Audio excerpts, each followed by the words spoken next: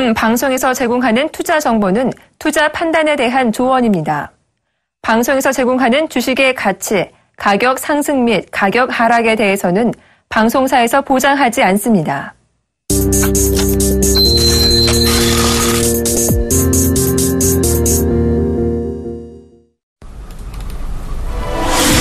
안녕하십니까. 출발증시와이드 2부로 돌아왔습니다. 저는 박진영입니다. 자, 어제 세계 시장이 상당히 안 좋았죠. 미국이나 중국, 우리 증시 할 것 없이 상당히 하락하는 모습 보였는데요. 일단 오늘은 우리 증시 반등 출발하는 모습을 보이고는 있습니다. 자, 오늘 시장 상황 어떻게 살펴볼지 먼저 두 분 모시고 말씀 나눠보도록 할 텐데요. 오늘장 전망과 출발 상황 분석, JB스타 김진경 연구원과 샘플러스 오현진 멘토와 함께하겠습니다. 두 분 안녕하세요. 네, 안녕하세요.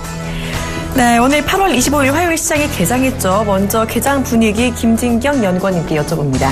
네, 오늘은 이제 속보 지수와 양지수 모두 좀 반등이 나오는 모습입니다. 일단은 가장 큰 문제였던 이제 북한 리스크가 어느 정도 좀 해소가 되는 모습 보여지고 있는데 코스피 지수의 경우 0.22% 정도 상승한 1833선에서 시작이 되고 있고요. 현재 코스닥 지수의 경우는 1.98% 정도 상승한 625선에서 출발하는 모습 보여지고 있습니다. 워낙 이제 글로벌적인 좀 우려도 상당히 좀 문제가 되었지만은 최근에는 좀 대북 리스크가 가장 큰 조금 그 문제로 작용이 되었기 때문에 이런 부분이 어느 정도 좀 해소가 되었기 때문에 오늘 장은 소폭의 좀 반등을 기대해 볼 수 있지 않나 이렇게 생각 들고 있고요. 환율의 경우는 아무래도 1,200원 선에서 조금 불안정한 흐름 보여지고 있는데 당분간으로서는 제가는 이제 환율의 경우 좀 강세를 이어가지 않을까 이렇게 생각이 들고 있습니다. 그리고 환율의 경우는 일단은 1,200원 선, 한 1,390원 선에서 1,200원 선 이 사이 정도 움직일 것으로 예상되고 있고요. 아직까지는 워낙에 조금 이런 부분이 좀 불안정한 상황이기 때문에 당분간은 좀 강세 흐름을 이어갈 것으로 예상되고 있습니다. 네, 우리 시장 일단은 새벽에 대북 리스크가 해소되면서 반등하는 모습을 보이고 있는 상황인데요. 지금 속보가 들어왔습니다. 일본 니케이 지수 1.99% 하락 출발했다고 하는데요. 이 상황을 봤을 때 일단 우리 지수 잠시 후에 중국의 눈치를 보면서 조금 하락할 수도 있는 가능성도 열어두시는 게 좋을 것 같습니다. 자, 이어서 지금 현재 업종별 흐름 살펴볼까 하는데요. 오현진 멘토님.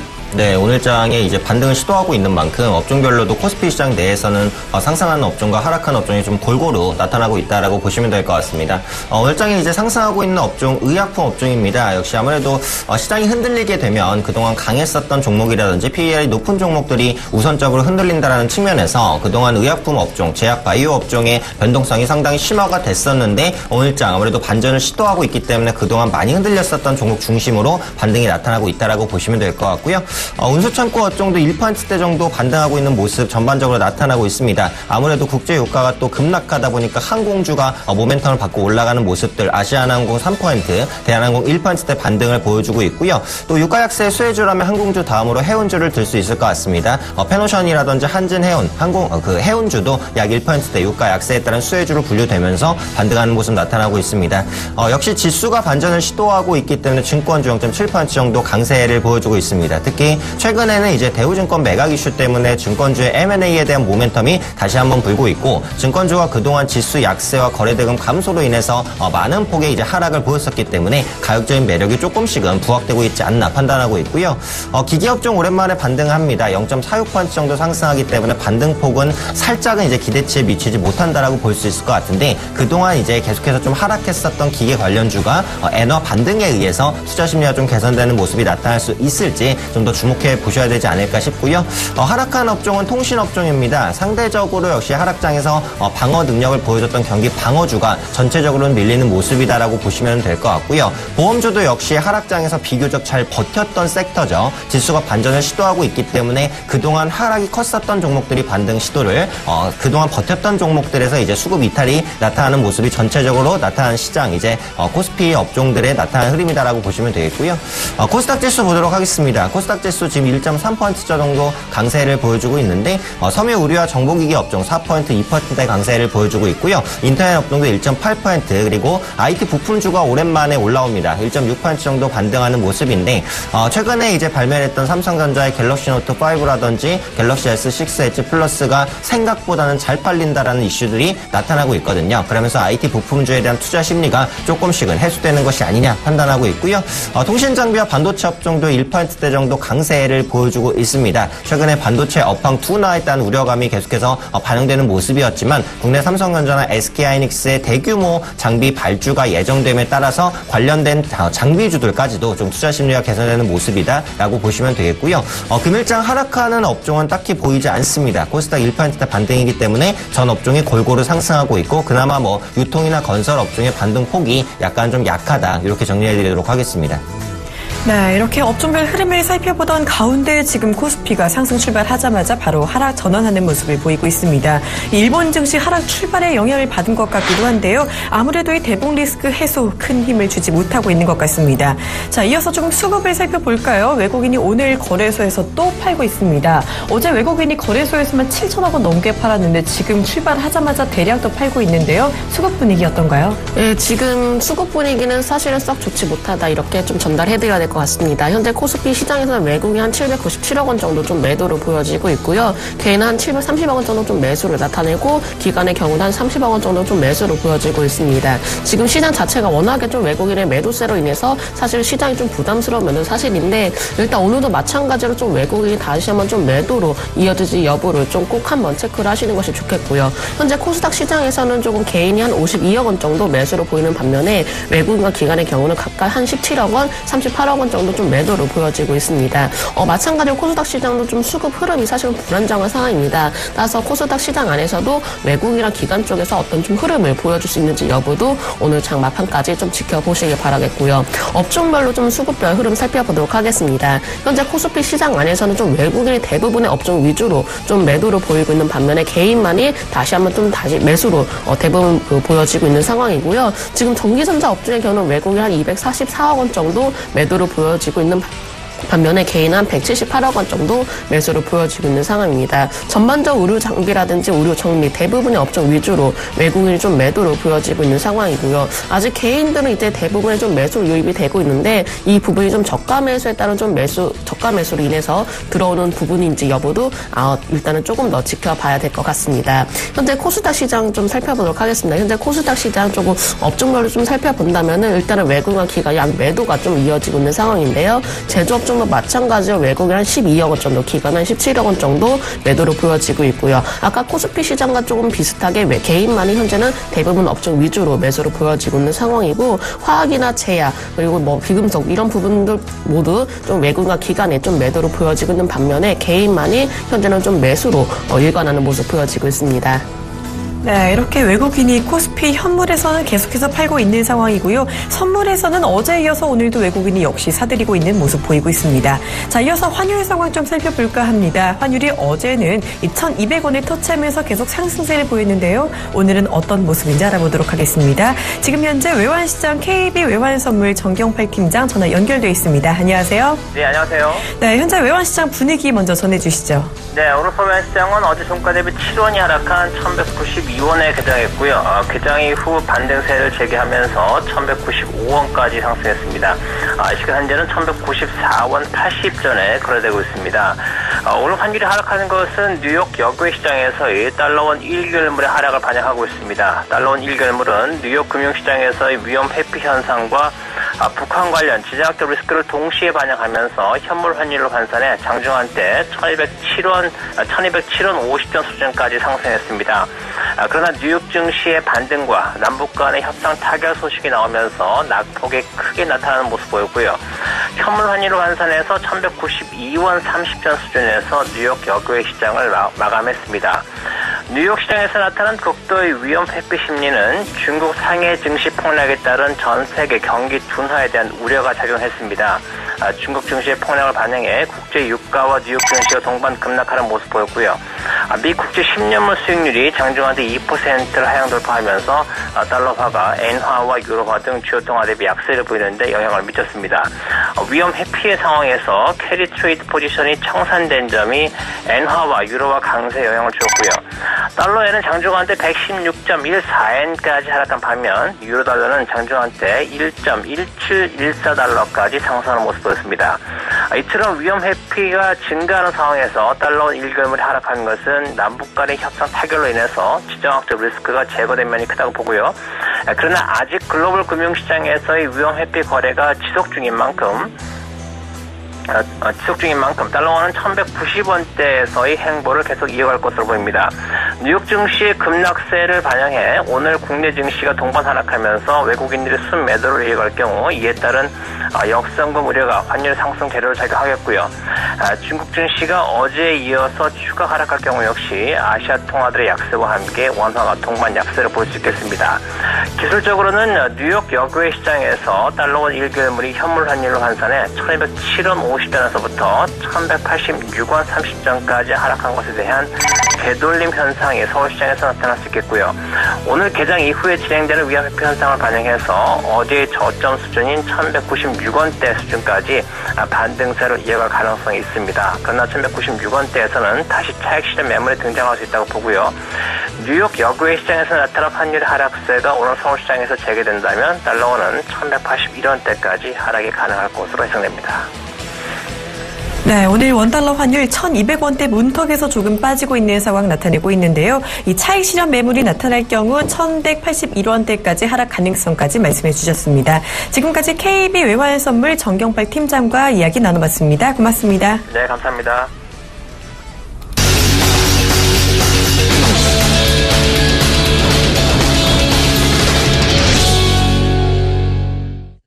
네, 먼저 본 방송에서 제공하고 있는 투자 정보는 투자 판단에 대한 조언이며 해당 주식의 가치나 수익률은 보장하지 않음을 말씀을 먼저 드립니다. 자, 시장이 연일 안 좋았습니다. 지금 현재 좀 아침에는 반등을 하나 싶더니 코스피 하락 전환해서 지금 상당히 많이 빠지고 있고요. 코스닥도 상승폭을 상당히 반납을 하고 있는 모습이죠. 오늘 일단 시장 진단에 좀 들어가야 할 것 같습니다. 자, 일단 오늘 새벽에 남북 협상이 타결이 됐었는데요. 장 출발할 때 잠깐 이 호재에 반짝 오르더니 다시 코스피 하락세 보이고 있습니다. 자, 1800선에 어제도 좀 위태로웠는데 오늘 과연 지지할 수 있을지 먼저 김진경 연구원님께 여쭙니다. 네, 일단은 코스피 시장의 경우는 아무래도 남북관계 그런 리스크보다는 좀 대외적인 불안정 이런 부분에 좀 더 반영이 되지 않나 이렇게 좀 생각이 들고 있습니다.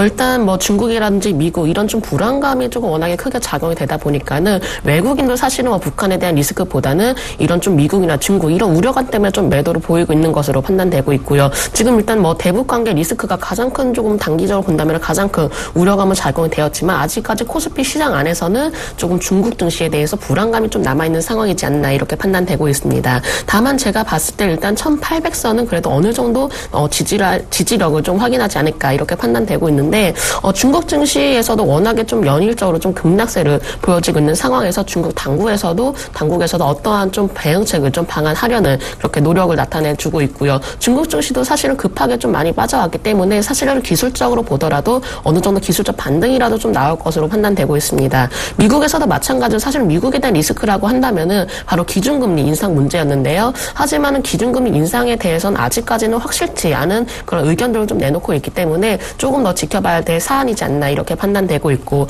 코스피의 상황에서 보면은 사실은 뭐 삼성전자나 현대차 이런 조금 거의 시가총액 그 상위 종목 위주로 사실 모멘텀이 없는 것도 코스피에 대해서는 좀 악재이지 않나 이렇게 판단되고 있습니다. 일단 시가총액 상위주들이 어떤 좀 움직임 그리고 뚜렷한 모멘텀이 나타나 주어야 코스피 지수 자체적으로 좀 움직일 수 있을 가능성이 높기 때문에 사실 코스피에 대해서는 아직까지는 좀 보수적인 의견 드리도록 하겠습니다.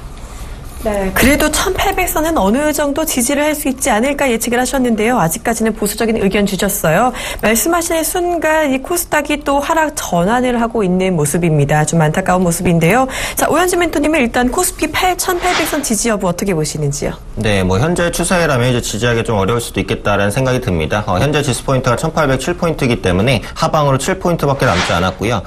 그동안 이제 코스피 시장을 하방으로 이끈 것은 외국인의 수급 이탈이었습니다. 전형적으로 이제 외국인이 팔면서 코스피 지수가 하락했다라고 보시면 되는데 오늘까지도 외국인의 강력한 매도세가 이어지고 있죠. 지금 현재 시간이 9시 17분인데 코스피 시장에서 1,000억 원의 매도가 나온다. 이 추세대로라면 뭐 엄청난 물량이 쏟아질 수도 있다라는 부분 염두를 해두셔야 될 것 같고요. 아무래도 국내 증시가 오늘장 반등을 시도했다가 이제 실패할 수밖에 없었던 이유는 대외 증시에 대한 불안감, 대외 경제에 대한 부담감이 그만큼 크기 때문이다라고 보시면 되겠죠. 어제 같은 경우 다우지수가 장 시작할 때 거의 1,000포인트 가까이 빠졌습니다. 장 장 막판 때 만회하는 모습을 보이긴 했지만 그래도 3%대 거의 폭락세를 보였다라고 보시면 될 것 같고 그에 따른 여파가 국내 증시에도 그대로 전해지고 있는 것이다라고 판단을 하고 있습니다. 현재 국내 시장을 누르고 있는 악재는 굉장히 많습니다만 가장 대표적으로 한마디로 요약을 하자면 역시 글로벌 경기 둔화다 이렇게 말씀드릴 수 있을 것 같아요. 특히 중국의 경제 지표가 계속해서 좋지 않게 나오는 가운데 미국의 경기 견조한 회복세를 보였다가 빠르게 위축되는 모습이 나타나고 있습니다. 중국과 미국은 사실 글로벌 경제에서 가장 큰 영향력을 행사하는 두 국가인데 두 국가의 경기가 위축되고 있다는 부분이 큰 부담으로 작용하고 있다라고 보시면 되겠죠. 그래서 현 시점에서 어찌되었던 간에 국내 지수가 이제 빠른 반등을 보여서 낙폭 이전까지 회복을 하는 모습이 보이려면 두 가지 중 하나는 돼야겠죠. 첫 번째는 글로벌 경제가 회복되는 모습이 어떠한 방향으로든 조금이라도 확인이 되던가 두 번째로는 거의 글로벌 공조적인 대규모의 부양 정책이 나오던가 둘 중에 하나의 조치가 있기 전까지는 빠른 반등은 쉽지 않다라고 보고 있고요. 물론 펀더멘털적으로는 지금 매력이 상당히 있는 구간이긴 합니다. PBR적인 매력으로 본다면 거의 유럽 사태 수준까지는 떨어져 있는 상황이기 때문에 장기적인 관점에서는 매수를 해볼 수도 있겠다 이렇게 생각하실 수도 있지만 문제는 외국인의 수급이 계속해서 이탈하고 있다라는 부분. 환율은 오늘은 약간 안정되긴 하지만 원달러 환율 자체가 강세로 지속되는 경향이 계속해서 나타나고 있기 때문에 환손실이 우려스러운 외국인은 추가적으로도 자금을 국내 시장에서 빼나갈 수 있다는 부분을 생각해보면 현재 시점에선 펀더멘털이 싸다고 해서 접근하실 구간은 아닌 것 같고요. 여전히 관망 전략 혹은 이제 보유하고 계신 종목들만 컨트롤하는 식으로 대응을 하셔야 되지 않을까 판단하고 있습니다. 네, 오현진 멘토님은 관망 전략 말씀해 주셨는데요. 방금 전에 속보가 또 나왔습니다. 일본 니케이 지수 어제 19,000선 붕괴한 데 이어서 18,000선을 방금 전에 붕괴했다는 소식입니다. 자, 이어서 코스피도 지금 현재 낙폭을 조금 확대를 해가고 있는 상황인데요. 지금 코스닥도 지금 변동성의 큰 모습을 보이고는 있습니다. 장 출발할 때 반등을 했다가 다시 낙폭을 키워가더니 다시 또 빨간불을 켜고 있는 모습인데요. 지난주 낙폭이 과대했던 코스닥 오늘은 조금 반등을 예측하는 분들이 많았던 것 같은데 이 장출을 한 20분도 되지 않아 하락 전환하더니 다시 빨간불 켜고 있습니다. 코스닥 상황은 어떻게 보시는지요? 사실은 코스닥의 경우는 코스피보다는 그래도 낫다 저는 이렇게 생각 들고 있습니다. 사실 코스닥의 경우는 어느 정도 이게 이제 딱 바닥이다 이렇게 좀 장담을 하기는 좀 힘든 부분이지만은 그래도 코스피보다는 조금 그렇게 가파른 속도가 좀 더뎌지기도 하고 있고요. 그러니까 코스닥의 경우는 어느 정도 사실은 반등을 시도하려는 좀 노력 자체는 보여지고 있기 때문에 일단 600선 어느 정도 좀 지지력 테스트 구간을 맞췄다 저는 이렇게 판단되고 있습니다. 사실은 이제 대외적인 좀 불안정성 이런 걸로 인해서 코스피는 물론이고 코스닥도 함께 좀 영향을 받고 있지만은 사실은 이런 불안감이 좀 작용이 된다면 사실은 코스피보다는 코스닥이 덜 영향을 받는 부분도 있기 때문에 코스닥의 경우는 이제는 서서히 좀 반등 한번 좀 시도를 되지가 않나 이렇게 판단되고 있고 그러니까 아무리 반등세가 꾸준하게 지속을 못한다 하더라도 어느 정도 600선 때는 좀 지지를 해내줄 거라고 판단되고 있기 때문에 사실은 코스피보다는 좀 나은 상황이다 이렇게 판단되고 있고요. 만약에 이제 지금의 경우는 사실 코스피의 경우가 워낙에 좀 급락세로 보여지고 있고 대부분의 종목별 위주로 좀 수급도 많이 이탈이 된 상황입니다. 근데 반면에 코스닥의 경우는 일부 종목들은 사실 크게 수급 이탈이 되는 종목들도 좀 없는 그 종목들도 있기 때문에 만약에 공략을 하시겠다 한다면은 사실 코스닥 종목에 조금 관심을 두시는 것이 좋겠다 이렇게 판단되고요. 그러니까 사실 이제 코스닥의 경우는 좀 중수용주 위주로 좀 공략을 하시는 게 좋은 게 어쨌든 어느 정도 약간은 코스피 종목보다는 좀 가벼운 종목들도 있고 수급에 대해서는 어느 정도 크게 이탈되는 부분도 없기 때문에 만약에 시장에 반등이 나온다면은 그래도 조금 더 빠른 속도로 반등이 나오지 않을까 이렇게 판단되고 있기 때문에 만약에 현재 좀 접근하실 분들이라면은 좀 코스닥 이제 중수용주 위주로 접근하시라는 의견 말씀드려보도록 하겠고요. 아직까지는 시장 자체가 워낙에 좀 불안정한 흐름을 보여지고 있기 때문에 비중은 적당히 한 10에서 20% 정도씩만 좀 담아보시라는 전략 말씀드리겠습니다. 네, 지금 계속해서 코스피가 또 위태롭다는 속보가 이어서 나오고 있네요. 코스피 낙폭 확대가 커지면서 1800선 지지 여부를 조금 주목해야 한다라는 이야기가 나오고 있어요. 자, 그러니까 연구원님께서는 이 코스피보다는 코스닥이 그래도 좀 낫다라고 평가를 하셨는데요. 자, 이어서 오현진 멘토님은 코스닥 시장 어떻게 보시는지요? 네, 코스닥 시장이 오늘장에 사실 장 초반에 거의 2%대까지 반등하는 모습이 나타났거든요. 그런데 그 상승폭을 거의 다 반납을 했고 지금 0.8%대 상승까지 떨어져 있는 모습입니다. 있습니다. 아무래도 세계 경기가 위축되는 모습들, 투자 심리가 악화되게 되면 그동안 많이 올랐었던 종목의 투자 심리가 먼저 무너질 수 있다는 측면에 있어서 코스닥 시장의 조정폭이 상당히 컸다라고 보시면 될 것 같고요.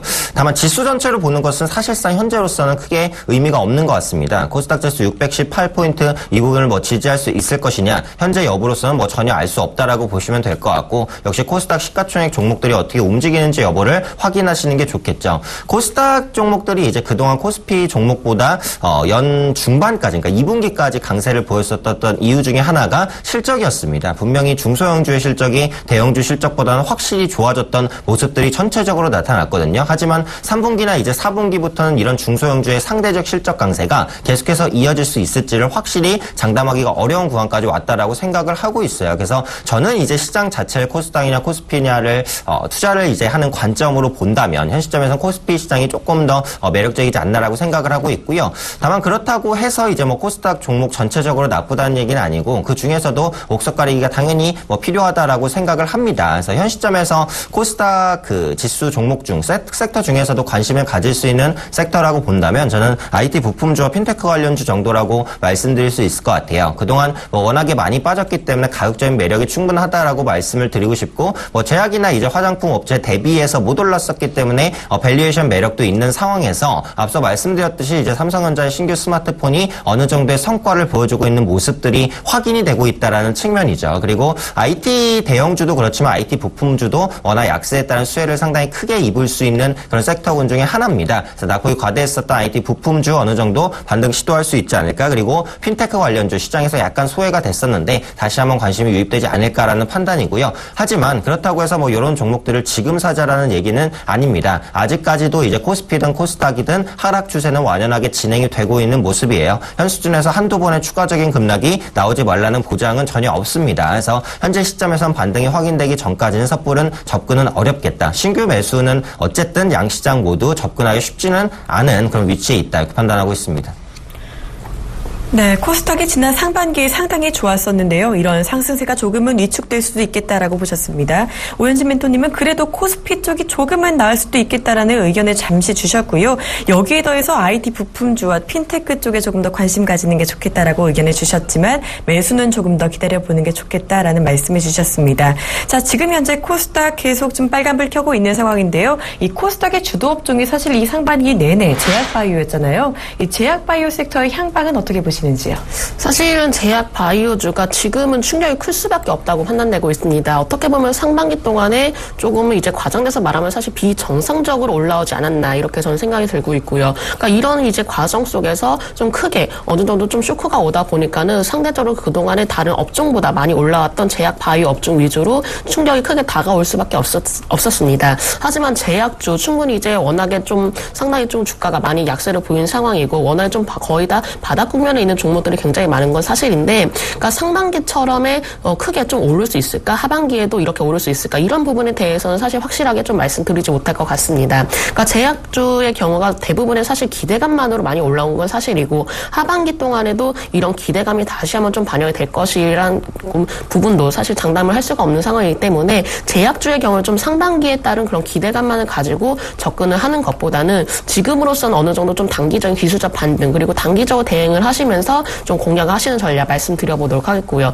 사실 이제 지금 상황의 경우는 만약에 종목을 잡아도 좀 불안한 거는 사실입니다. 만약에 지금 상황에서 워낙에 크게 밀려왔던 제약적으로 공략을 하고 계신다면은 약간은 좀 단기 트레이딩 관점으로 대응하실 필요가 있다, 이렇게 판단되고 있고요. 코스닥을 그동안 이끌어왔던 좀 업종이 제약주이고, 그리고 최근에는 가장 크게 코스닥에 피해를 준 업종이 또 제약주이기 때문에 사실은 이제 변동성이 좀 나타난다 하더라도 업종별 중에서는 사실 제약주가 굉장히 큰 변동성을 좀 나타낼 가능성도 있습니다. 따라서 만약에 제약주로 공략을 하실 분들을 위해서는 좀 단기 트레이딩 관점으로, 그리고 손절가는 좀 타이트하게 잡고 대응하시라는 전략 말씀드리겠습니다.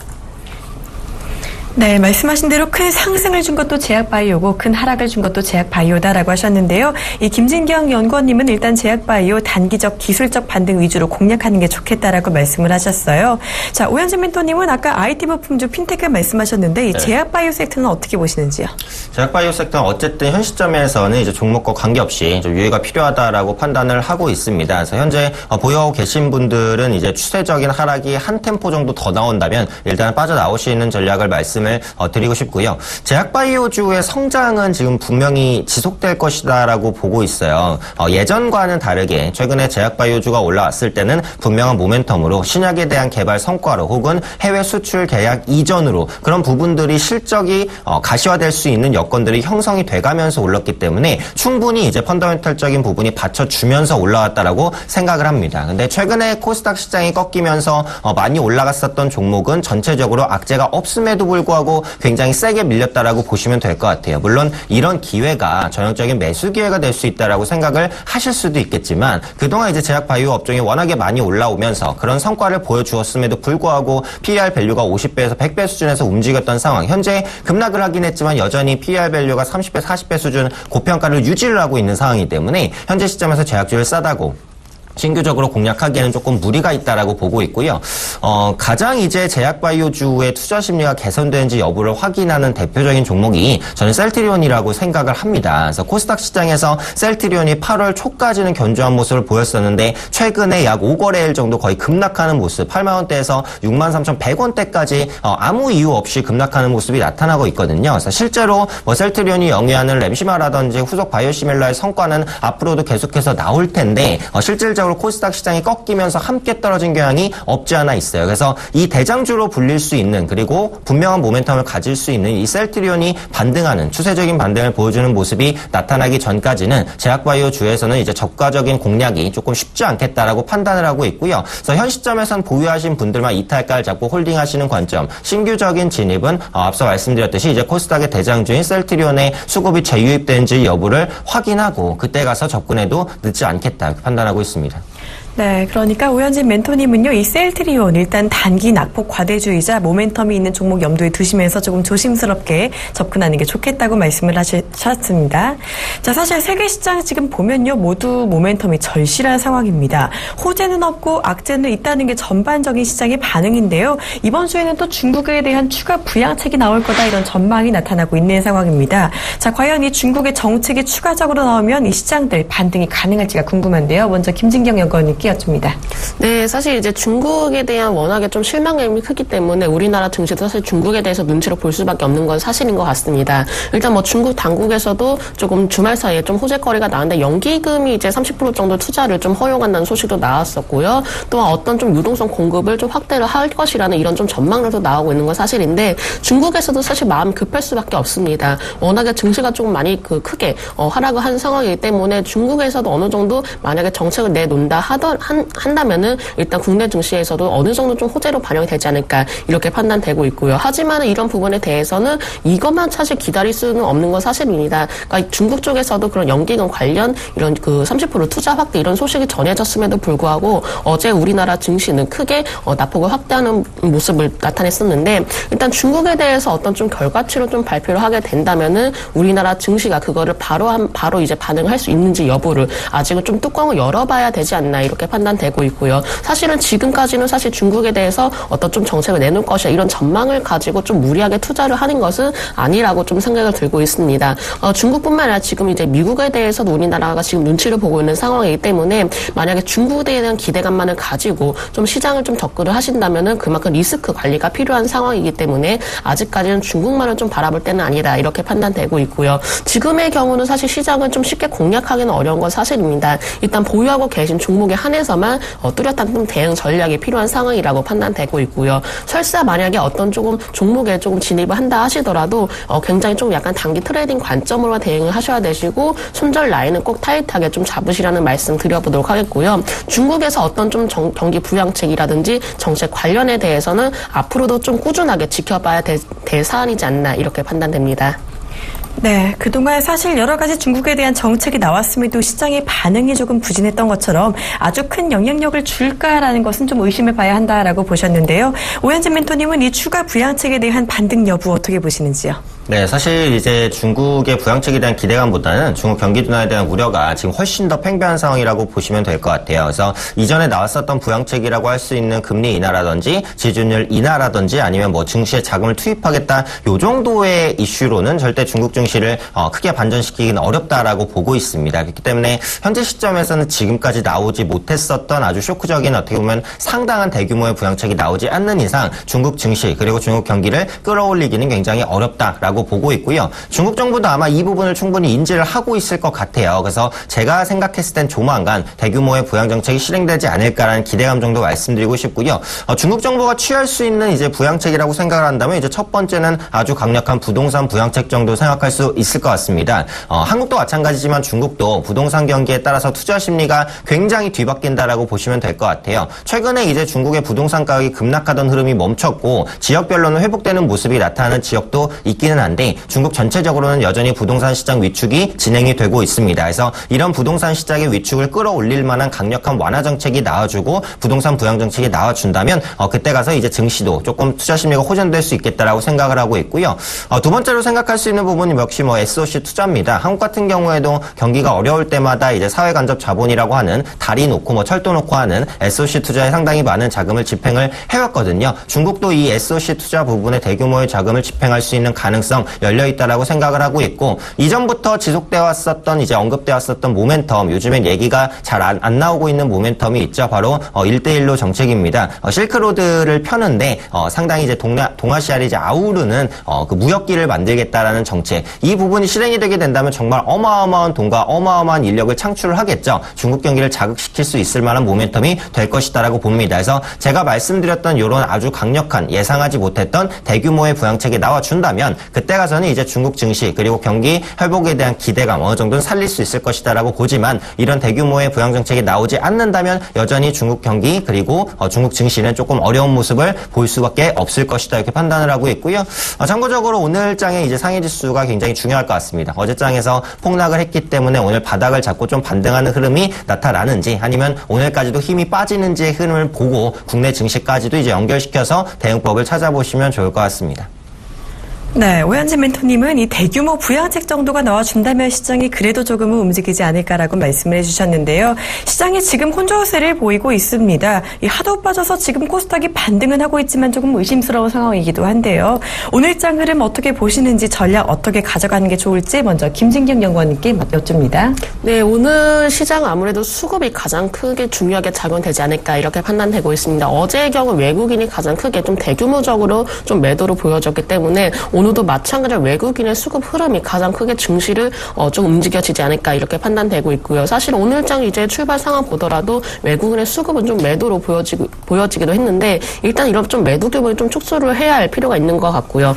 종목별로도 사실 외국인이 그렇게 뚜렷하게 좀 매수가 유입이 되는 종목들은 거의 없는 건 사실입니다. 하지만 이 중 안에서도 그동안의 시장이 크게 급락했을 때 기관연직 외국인이 조금 크게 수급 이탈이 없었던 종목들도 있었고요. 또 오히려 반면에 외국인이 사실 소폭 이제 매수가 유입이 되는 종목들도 있었습니다. 따라서 아무래도 오늘 시장도 마찬가지로 수급에 따라서 크게 영향을 받지 않나 이렇게 판단되고 있고요. 특히 이제 오늘 만약에 지수를 좀 살펴본다면은 아무래도 코스닥이 그나마 조금 코스닥에 대해서 좀 기대를 갖지 않나 이렇게 판단되고 있습니다. 아직까지 코스피에 대해서는 어떤 좀 불안한 모습을 좀 보여지고 있기 때문에 그나마 코스닥의 경우는 소폭 이제 반등을 시도를 하려는 모습 보여지고 있고요. 만약에라도 좀 코스닥의 경우가 소폭의 좀 반등이 나와준다면은 앞으로는 이제 코스피보다는 좀 코스닥에 좀 집중해야 할 때다 이렇게 판단되고 있고, 그러니까 워낙에 대외적으로 좀 피해를 받는다면은 사실 코스피 위주로 크게 좀 피해를 받는 부분이 없지 않아 있기 때문에 코스닥의 경우를 약간은 조금 더 관심 있게 지켜보실 필요가 있겠고요. 지금 그렇다고 뭐 섣불리 이제 종목에 코스닥 종목에 이제 투자를 하시는 것보다는 어느 정도 좀 수급 흐름이라든지 좀 비중 조절을 해 가시면서 약간 종목별 옥석 가리기가 필요하다 이렇게 판단되고 있고, 대부분의 종목들이 워낙에 좀 낙폭 과대된 상황이기 때문에 지금으로선 단기전 지수적 반등을 노릴 수가 있습니다. 하지만 다만 일단 하반기를 조금 전망을 하면서 워낙에 좀 주도주 위주로 공략하시는 전략이 필요하다 판단이 되고 있기 때문에 단기적인 기술적 반등을 노리고 들어가는 것보다는 일단 시장에 조금씩 안정되는 흐름을 보시면서 종목별 옥석 가이가 필요할 때다 이렇게 판단됩니다. 네, 김진경 연구원님은 이 수급에 따라서 시장 영향이 클 테니 수급 상황을 잘 체크해 보시라는 말씀 주셨고요. 이 반등을 시도하는 코스닥 시장에는 조금만 더 초점을 맞춰 보시면서 이 종목별 옥석 가리기도 필요하다고 해주셨습니다. 또한 하반기 역시 좀 바라볼 필요가 있다고 해주셨어요. 자, 이어서 오현진 멘토님께 여쭙니다. 오늘장 흐름 어떻게 될지 그리고 전략은 어떻게 가져가는 게 좋을까요? 네, 뭐 오늘장 흐름에 이제 뭐 강세 마감할 수도 있고 약세 마감할 수도 있기는 한데 현재 시점에서 어쨌든 함부로 움직일 구간은 아니다. 이것은 이제 분명한 것 같습니다. 그래서 오늘 전략은 한마디로 예측보다는 대응에 중점을 두자라는 관점입니다. 바닥을 예측하고 미리 선취매를 하기보다 조금 비싸게 사더라도 반등을 확인하고 조금 더 확실한 구간에서 매수를 하자라는 관점을 좀 말씀을 드리고 싶습니다. 앞서 언급드렸듯이 지금 낙폭과대로 인해서 가격적인 매력은 충분히 생겼어요. 코스피의 일부 종목 같은 경우에는 2008년 서브프라임 모기지 사태가 터졌을 때 정도로 PBR 매력이 발생을 했습니다. 그렇다면 현재 시점에서 매수를 하면 물론 뭐 아주 장기적으로는 수익을 거둘 수도 있겠죠. 하지만 현 시점에서 시장의 방향성이 바닥을 잡았는지 그렇지 않은지를 전혀 예측하기가 어려운 상황에서 그리고 지금 증시가 어차피 펀더멘털로 움직이는 게 아니라 심리의 많은 부분이 연동되고 있기 때문에 이런 부분의 수급 방향이 어디로 튈지 전혀 예측할 수가 없습니다. 그리고 앞서도 말씀드렸듯이 원달러 환율이 계속해서 상승하게 되면 외국인 투자자는 지속적으로 이탈할 수밖에 없어요. 이런 부분들을 생각해 봤을 때 섣부르게 국내 증시가 이제는 많이 빠졌으니까 반등할 것이다 라고 매수를 하기에는 상당히 무리가 좀 크다라고 말씀을 드리고 싶고요. 반등을 확인하는 흐름, 그 이후에 매수를 적극적으로 하는 흐름을 조금 주의 깊게 말씀을 드리고 싶고 반등이 만약에 좀 나오게 된다면 우선적으로 볼 수 있는 종목군들, 섹터군은 역시 수출주라고 생각을 합니다. 최근에 원달러 환율 강세라든지 원화 약세를 통해서 수출주의 펀더멘털 그리고 수출했을 때 얻는 환이익은 지속적으로 증가하고 있는데 이런 부분들이 지금 지수에는 전혀 반영이 되고 있지 않죠. 그래서 지수가 바닥을 잡고 반등하는 국면에서 가장 빠르게 가장 먼저 움직일 수 있는 대형주로는 역시 수출주, 특히 뭐 자동차 완성차 업체라든지 자동차 부품주 그리고 IT 중에서는 앞서 말씀드렸던 코스닥 시장 내 IT 부품주 정도 이런 이제 수출과 관련된 종목군들이 먼저 움직일 가능성이 있기 때문에 이런 종목군들의 흐름을 눈여겨보셨다가 지수가 반등했을 때 이런 종목들을 좀 선취매하는 관점으로 가져가 보시면 좋은 성과를 거둘 수 있지 않을까 판단하고 있습니다. 네, 오현진 멘토님은요, 지금 함부로 움직일 구간은 아니다라고 말씀을 해주셨어요. 조금 비싸게 사더라도 반등 확인하면서 안전하게 매수하는 게 좋겠다라고 말씀하셨는데요. 요즘 또 펀더멘탈이 있는 수출주 쪽 좀 관심 가지는 게 좋겠다라고 해주셨습니다. 자, 오늘도 시장이 어렵습니다. 코스닥이 반등은 하고 있지만요, 확실한 반등인지 조금 더 지켜봐야 하는 상황이죠. 어려운 시장 지금까지 JB스탁 김진경 연구원 그리고 샘플러스 오현진 멘토와 함께했습니다. 두 분 고맙습니다. 네, 감사합니다.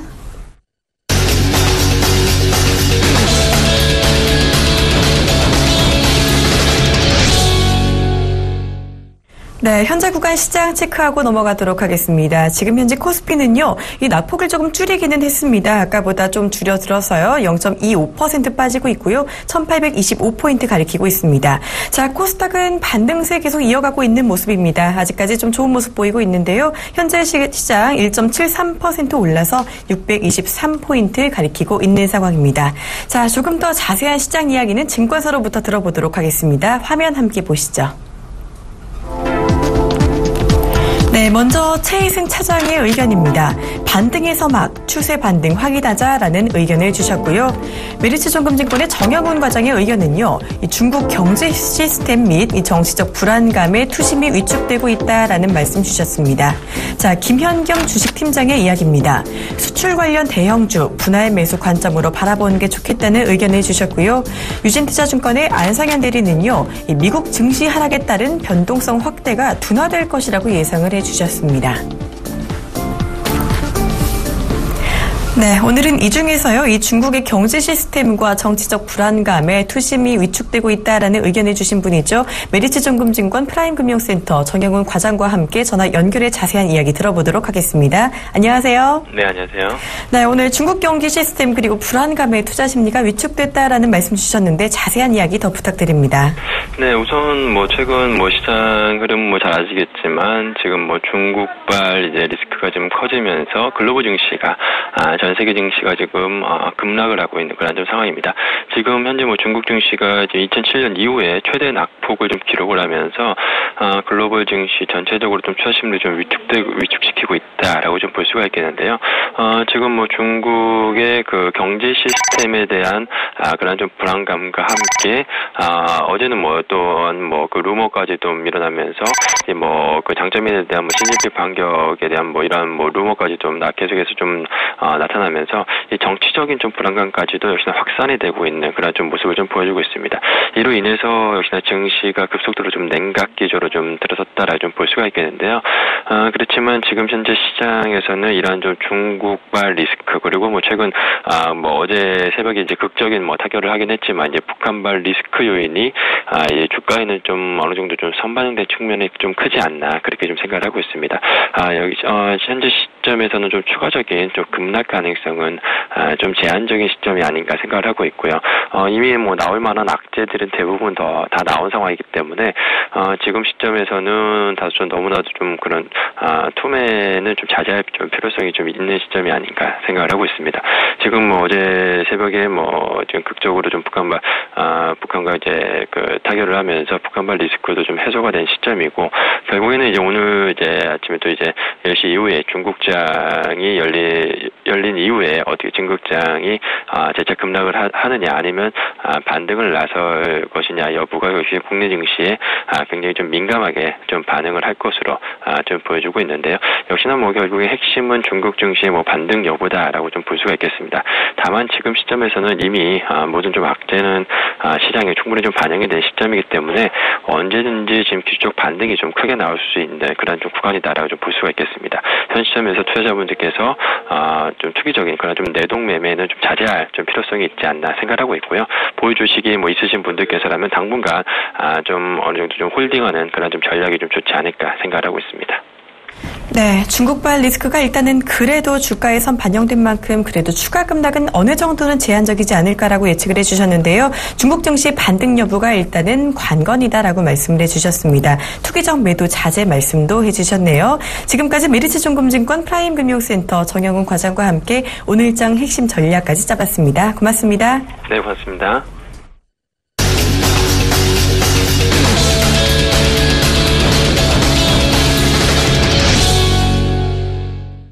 네, 지금 이 시간 선물 시장과 투자 전략 알아보는 시간입니다. 샘플러스 손석빈 멘토와 함께하겠습니다. 안녕하세요. 네, 안녕하세요.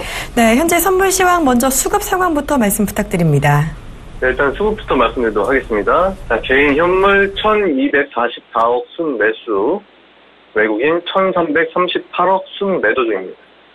기관 74억 순 매수 중이고, 선물 수급 살펴보면 개인 1,785계약 순 매도, 외국인 2,344계약 순 매수, 기관 441계약 순 매도 중입니다.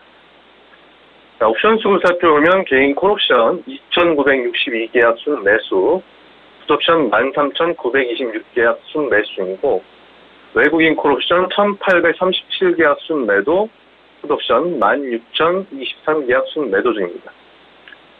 기관 콜옵션 146계약 순 매도 중이고, 풋옵션 1,109계약 순 매수 중입니다.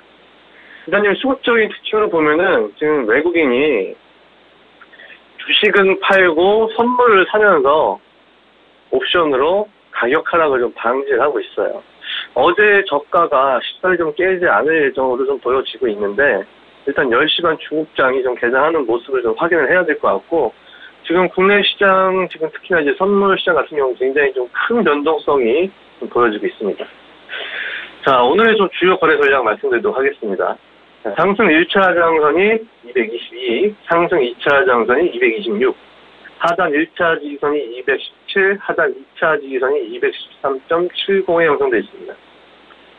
어제 시장은 해외 시장의 하락 여파와 북한 영향으로 국내 시장은 좀 변동폭이 기존 시장 대비 2배 이상 좀 커진 상태이고 현재는 좀 개인 투자자분들이 포지션을 잡기에는 좀 굉장히 부담스러운 움직임을 보이면서 좀 진행 중인데 오전 중에 종합주가지수 1800선 지지 유지가 좀 강하게 나오지 않으면 이후 장세도 계속 좀 매도세를 좀 바라봐야 되고 현재 국내 시장의 장기 박스권 하단 가격인 213.70에서는 지지가 한번 나올 예정이긴 한데 이 점 감안하시면서 하방은 213.70까지 좀 열어두시고 좀 거래를 하시면 유리하시겠습니다.